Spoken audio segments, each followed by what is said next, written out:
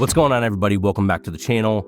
My name is Brian. Today we are taking a look at a bottle that when I did a survey, a voting round over on Instagram, there was a pretty large amount of people who wanted to hear about this bottle, and it happens to be the Sealbox 15 recent private reserve release. So full transparency, if you all didn't know, I do work with Sealbox. The last time I think I did a Sealbox private reserve video on here might have been one of the first or second batches of the toasted maple syrup barrel thing. This is a long time ago, before I started working with Sealbox. And I had a lot of folks who were interested in this. This one released recently. It did sell out recently. And what I wanted to do with this particular video was I wanted to compare it to Russell's 15 and the OKI 15. And the reason I want to do that is because there are seemingly several Lawrenceburg 15-year-old products popping up on the market. And I know that people are interested in them, curious about them, they just don't know what's going on with them. And I don't have the answers to that for you. But I figured we could at least taste them and kind of see where they land. I will tell you what this video is not. This video is not going to necessarily try and push you towards purchasing any of these, because these are all, one, expensive bottles, two, seemingly hard to find bottles. Again, the Sealbox I don't think necessarily started that way, but it did sell through really quickly. The OKI 15, I don't think I've seen that sell in a store. And then the Russell's 15 we know is allocated heritage release, and it's very difficult to find. The goal of this video is just to kind of talk about the Sealbox 15, mainly because a lot of folks are curious. People who did pick it up want to know, hey, what am I going to expect if I open that bottle up? And then I want to compare it to these other two just to give some foundation for folks who might say, hey, this is just a Russell's 15. I don't think it's going to be that. But I want people to kind of know, at least according to my palate, what I have to say in regards to how those taste. As I mentioned before, the goal of videos like this, especially since you can't go out and get this, I'm not pushing you to go out and get something like this, is to inform you on how my palate deciphers the notes in these, and for you to run that against other reviewers and such, make your own informed decision. So let's go ahead and jump into the Sealbox 15.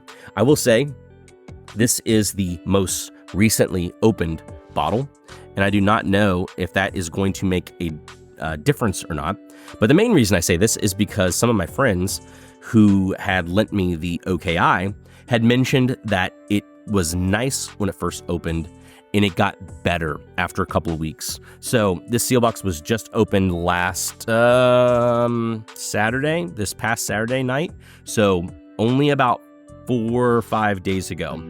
And I will let it sit a little bit here in the glass. And while we do that, I'm going to encourage you, jump down below, give me a thumbs up, subscribe to the channel if you haven't, help me continue to grow the channel here 2024 as we kick into 2025. We're getting close to the end of the year. We're going to have some end of the year wrap-ups, so a lot of really good content talking about a lot of various products and bottles that have come out this year, and I want to be able to keep doing that, and I would love it if you guys continue to help grow the community here so that we can get into all that. Let's dive into the Sealbox 15 here.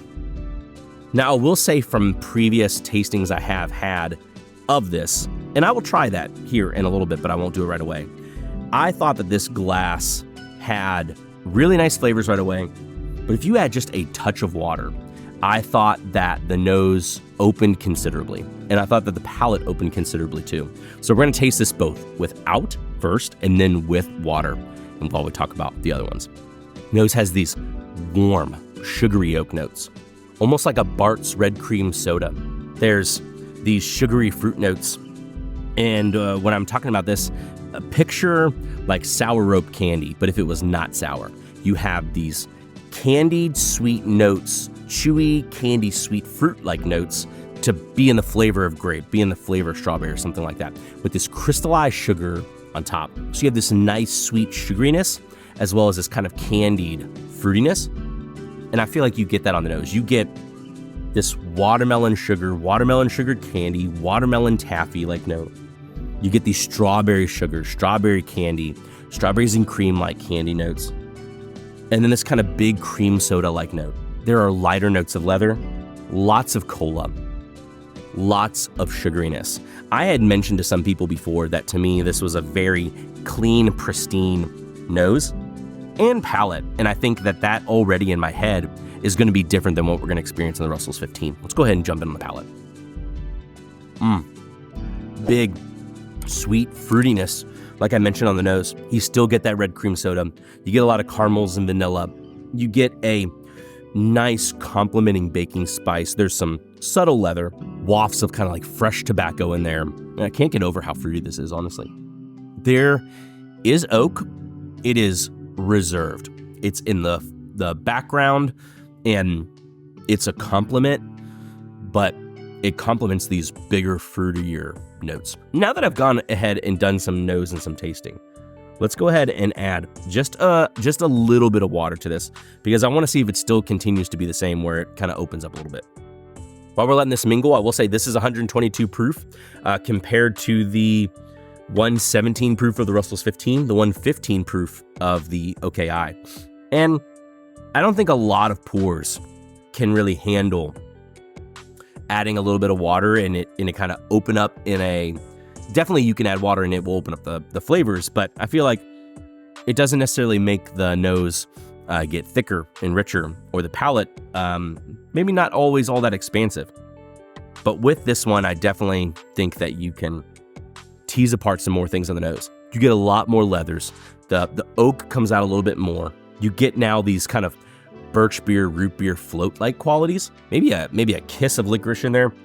Definitely these kind of like herbally like notes come out a little bit more, but still has the fruit and the leather and oak. Let's go ahead and dive in back on the palate with a little bit of water. I didn't think it was an unbalanced pour to begin with, but when you add the water, it definitely becomes more of a balanced pour. While it's still very, very fruity, the fruit is a bit more subdued and it stretches the full width of the taste. Now you're moving into some like kind of sugary grape notes. The oak seems to draw out a little bit more. The tobacco and leather seem to draw out a little bit more. I just know that it presents itself these kind of creamy strawberries and cream, red cream soda like notes. Now it's moving into this kind of sugary grape note with these really pretty tobacco leather and like balanced oak notes. It's very easy to drink, and I really, really enjoy that. Let's go ahead and pivot and let's talk about some of the other two. Let me talk about the OKI first. I have not done a review on the OKI. I probably will not do a full review video on the OKI itself, but you can go ahead and leave me a message down below in the comments if you think that I should, and maybe that's something that I can queue up. I think it would run into a really similar thing here. Oh, interesting. The nose is super similar. Now I had put some water in this glass. Let me get another glass and try it again. All right, so OKI over here, I do have non-water and water added. Sealbox 15 over here, so we can do some comparison. The OKI is kind of caramel, vanilla, buttery. The Sealbox, caramel, vanilla, buttery on first pour. They are really close on nose. Chewy, caramely. Let's go ahead and go on the palate of OKI. I feel like you get those kind of strawberry fruits, cola, balanced spice, kind of leans, honestly, into that same red cream soda note, and really like the spice continuing on the palate. Not kind of nondescript, but kind of like what you enjoy from like a good Russell's pick. Let me jump over to the Sealbox 15 again, just to kind of compare.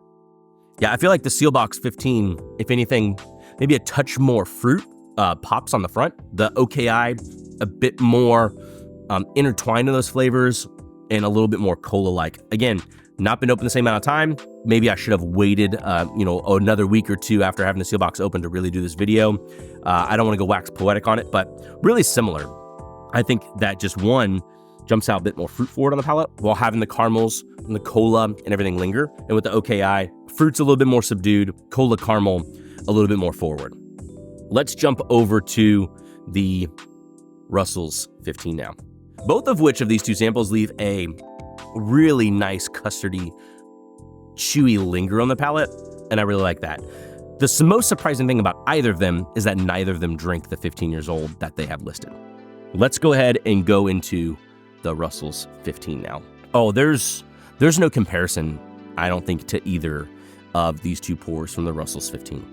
And you could take that for what it's worth. I mean, Russell's Wild Turkey put this out as their own limited release product. I think it would be hard to really compare the two, but there are people who probably would prefer one of these other two over the Russell's 15 though, because if you thought that the Russell's 15 was too herbal, maybe too much tea-like herbalness, maybe too much like lower toned, herbal, minerally, earthy-like notes, you get a lot more of that here. And then you get a lot of dark fruit notes, very heavy, like concentrated root beer syrup, and then a good amount of wood. Yeah, that palate, man, that profile changes so much because I've had this glass poured so that I could do some comparisons, and it was not that thick, like almost wintergreen root beer, concentrated like spice and intensity. And it's definitely there now as it's sat open. Perfumed wood, very, very intense pour. It definitely has like a dusty, interesting feel. I've poured some fresh, and fresh is very different. It's warm oak. It's very unique, fragrant leather, spice. Go ahead in the palate. Yeah. The last couple times I've gone to the Russell's 15, truthfully, I have found it a bit intense, even from my palate. I feel like there are some huge positive qualities to its funky, antique, musty, dusty-like characteristics, especially this old kind of musty root beer float type thing going on. But I can see how it would be off-putting to some people because even when I sip it, it's a little off-putting to me. So I am super curious to see how this will do in a blind in the end of the year, because I think when I have pours like the Old Fitz 13 or something like that against it that have some similar profiles, it gets a little bit harder to discern the differences between them. So that's it for the Russell's 15. The Russell's 15 is completely unique from the OKI and from the Sealbox, but let's go ahead and go back to the Sealbox and wrap this video up. A Russell's 15 substitute, these are not. The OKI isn't, the Sealbox 15 isn't. They're similar to one another. And so if you tried either one of them and had an opinion, then that might steer you one way or another. I will say the OKI 15, I'm pretty sure, is on the bar at Cox Evergreen here in Louisville. If you catch yourself coming to town, that's at least something that you could try. You might even be able to try it against the Russell's 15 if you're in town. Hopefully you all have a chance to try some of these on a bar. But again, that's the downside of the Sealbox 15 and the fact that there's no retail spaces for that. You can't really try that product to see how it is. That's the point of this video. If you want something that's got a slightly perfumed caramel, these kind of more balanced wood notes, tobacco and perfuminess, sweet fruit forwardness, really chewy, and you know that you're not getting something as deep, as intense, as dark as whatever you want to call it the Russell's 15 is, I think the OKI and the Sealbox 15 are both going to provide some of that for you. The Sealbox 15, I think, let me back up. This is actually maybe something I should have led with, but something I was telling some of my friends about this when I was tasting it.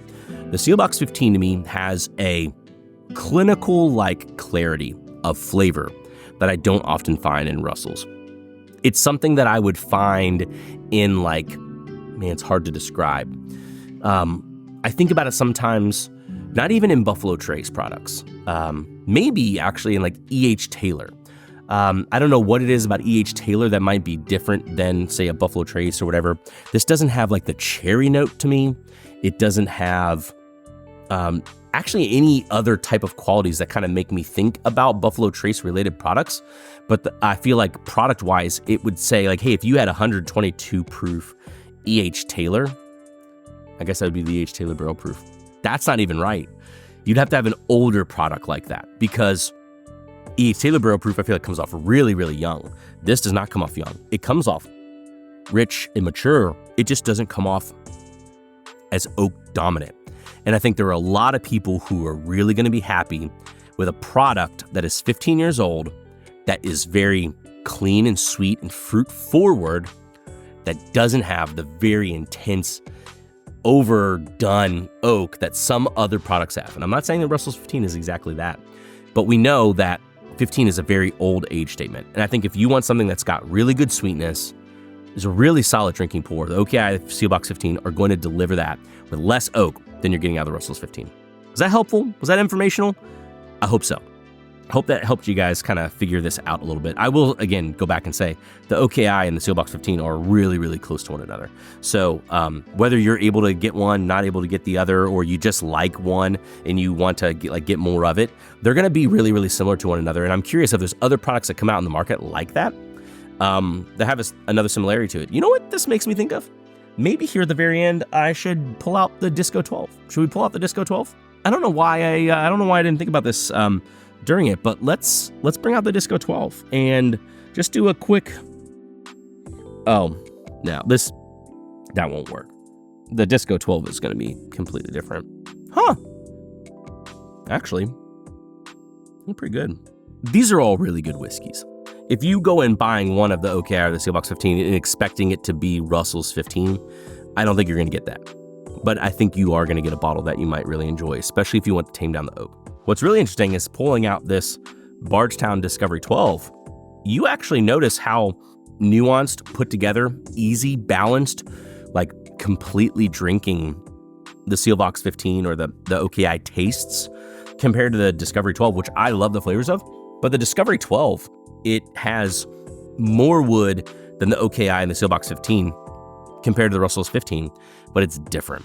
I feel like you really can tell that it is got this 29% of this 10-year Kentucky in here, because that creamy, nutty, fresher wood profile definitely jumps out. I don't want to say that it is unbalanced. That would, I feel like, be like an inaccurate statement, but it definitely feels a little bit, maybe more jagged than the other pours that I've had. But a really interesting bottle to bring up, considering this is about half the cost. I think that you will run into a different flavor profile. But if you just like really good, well-aged whiskey, this was not a bad group of whiskeys to be trying here for the video. And only the end of the year is really going to be able to help me place these to see how they fare against one another. Was that helpful? Was that informational? Guys, thanks so much for tuning into another video. Hope it was insightful and informational. Hope you all got something out of it, helped you all make a decision, whether you're going to open something or whether you're going to look for something, or just to give you a little bit more information about what you might expect in some of these. And again, hopefully some other reviewers will chime in as well and help you all make an informed decision. Thanks as always for tuning into another video, everybody. Until next time, we'll see you all later.